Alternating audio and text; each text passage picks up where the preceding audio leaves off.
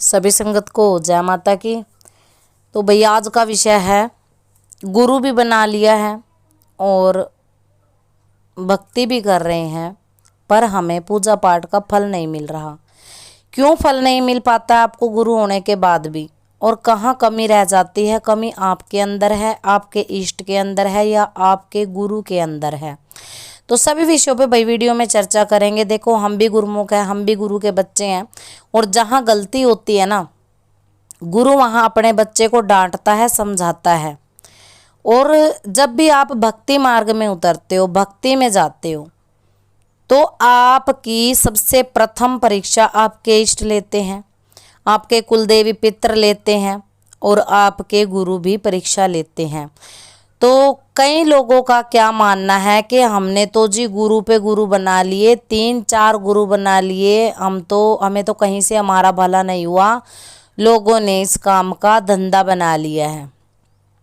तो धंधा तो एक टाइम ठीक है, चलो धंधे के विषय में भी चर्चा करेंगे कि धंधा बना लिया है, सच है झूठ है, और कहाँ तक सही है धंधा, और लोग कितने सही हैं उस पर भी चर्चा करेंगे, गुरु कितने सही या गलत हैं, और इष्ट देवता तंत्र पूजा कितनी सही कितनी गलत है। तो वीडियो बहुत ही अच्छा होने वाला है। जिन लोगों ने गुरु बनाए, कई गुरु बनाए, और फिर भी आपको पूजा पाठ का फल नहीं मिल पाए, वो लोग बड़े ध्यान से सुनना।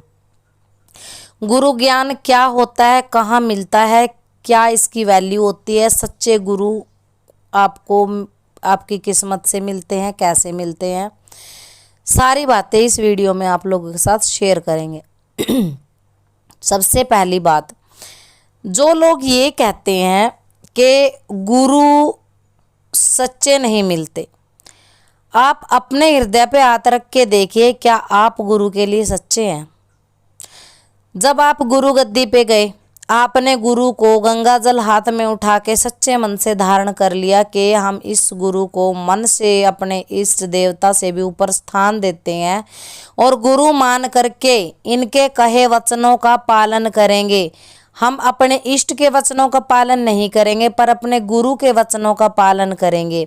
और गुरु धारण होने के बाद गुरु आपको एक मंत्र देता है, आपको अपने हाथ से स्थापना देता है, मंत्र की आपके कान में फूंक लगा देता है कि जाओ तुम्हारा कल्याण हो, और इस मंत्र को आप जितना जपोगे आपका इतना भला होगा, और ये तुम्हारे इष्ट देव का भोग है, प्रसाद है।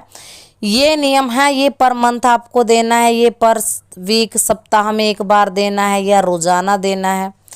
जब भी आपके ऊपर कोई क्रिया हो जाए तो आपको ये कार्य करना है।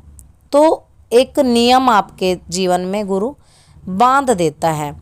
तो आप अपने दिल पे हाथ रख के देखो, जिन बच्चों की ये सवाल है ना कि गुरु है पर भला नहीं हो पाता, सच्चे गुरु नहीं मिल पाते, जब आपने गुरु को संकल्प के माध्यम से गुरु माना और घर आप चले गए, और कुछ दिन आपने पूजा पाठ करी, आपने मंत्र किया, क्या आपने वहाँ गुरु वचनों का पालन किया?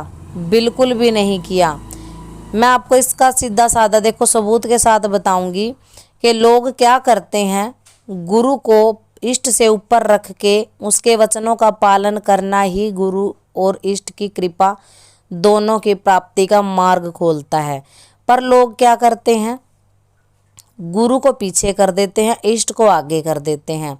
माता रानी का आपके जो भी इष्ट है, नियमित आप भोग लगा रहे हैं, नियमित प्रसाद लगा रहे हैं, नियमित आप मंत्र जाप भी कर रहे हैं जो आपको गुरु ने बताया, या आप अपने मन से भी कुछ करते हैं, पर वहाँ पर नियमित गुरु या गुरु के वचनों का ध्यान नहीं। और जब वो शक्ति, वो इष्ट देव आपकी परीक्षा लेने लग जाते हैं, तब उस घड़ी में जब आपको कोई रास्ता नहीं सूझता, चारों तरफ से आपके रास्ते बंद होने लग जाते हैं, आपका कभी कोई कार्य अटकने लग जाता है, कार्य नहीं बन रहा है, शरीर में दर्द बन रहा है, यानी कि स्वप्न आने बंद हो गए, अनुभव आने बंद हो गए, हमारी सवारी जो पहले खुल के सारी चीज़ें बताती थी अब वो बतानी बंद हो गई, कि गुरु धारण करने के बाद हमें ये समस्याएं क्यों आने लगी? इसलिए आने लगी क्योंकि आपने जिस गुरु को इष्ट से ऊपर स्थान दिया था, आपने अपनी चौकी अपने घर पे जा कर के उस गुरु को पीछे कर दिया और इष्ट को आगे कर दिया। अब वो इष्ट आपकी परीक्षा ले रहा है, परीक्षा से निकलने के लिए आपको किसकी आवश्यकता पड़ती है? गुरु कृपा की आवश्यकता पड़ती है। पर जब आप परीक्षाओं में घिर जाते हो तो वही गुरु आपके लिए बिल्कुल झूठा हो जाता है, बेईमान हो जाता है। उसके पास आपको कोई शक्ति दिखाई नहीं देती है। जिस श्रद्धा से आपने गुरु धारण किया था वो श्रद्धा आपके मन में नहीं रह जाती है। आप क्या करते हो? फ़ोन करना बंद कर देंगे, गुरु के दरबार में जाना बंद कर देंगे, सारी फ़ोटो उठाएंगे, जल प्रवाह कर देंगे, दिया नहीं लगाएंगे, बाती नहीं लगाएंगे, दूसरी चौकी पे चले जाएंगे, दूसरे गुरुओं के पास चले जाएंगे और कहेंगे हमारे गुरु ने हमारी शक्तियाँ बांध दी है। क्या वास्तव में गुरु शक्ति बांध सकता है? जो गुरु भगवती से संकल्प लेकर के आपके हाथ में गंगा जल, पवित्र जल होता है माँ गंगा का, वो उठा करके प्रार्थना करता है आपके अच्छे भविष्य की, जो प्रार्थना करता है आपके अच्छे कल्याण की, क्या वो आपके साथ बुरा कर सकता है? जो गुरु आपके लिए अपने इष्ट से प्रार्थना करता है कि भगवती इसके सारे कार्य संपूर्ण करो, जैसी इस बच्चे की श्रद्धा है उसको वैसा ही फल दो। शक्तियाँ हमेशा हम बोलते हैं किसी की नहीं होती, किसी की भी नहीं होती, गुरु कृपा ही आपको इससे पार उतारती है। पर गुरु की कृपा कोई पाना नहीं चाहता, गुरु की सेवा कोई करना नहीं चाहता। हर किसी को यही है कि गुरु धारण करो, मंत्र लो और गुरु, बस अब गुरु का यहाँ पे काम खत्म, अब तो हमारा सारा काम काली माता कर देंगी, पाथरी वाली माता कर देंगी, मदानन माता कर देंगी, अब गुरु की हमें ज़रूरत नहीं। गुरु की ज़रूरत तब तक थी जब तक हमारे पास मंत्र नहीं था।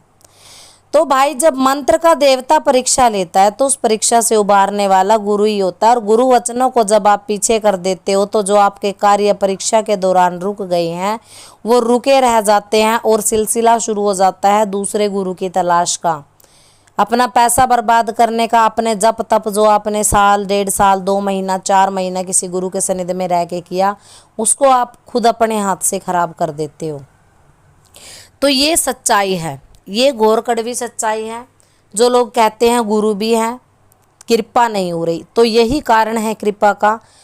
आपके अंदर आपकी श्रद्धा जवाब दे जाती है, आप अपने संकल्प पर नहीं टिकते हो।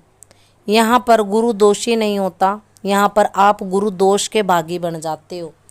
गुरु निंदा जब शुरू हो जाए, 2 शिष्यों के अंदर जब गुरु निंदा शुरू हो जाए, वहाँ पर आप इष्ट के और गुरु के दोष के दोनों के भागी बन जाते हो।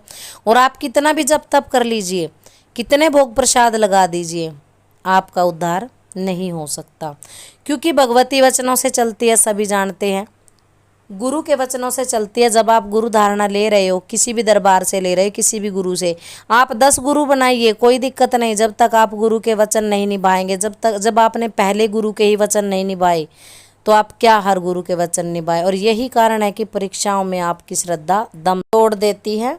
तो ये थी जानकारी, आशा करते हैं आपको पसंद आई होगी। सभी को जय माता की।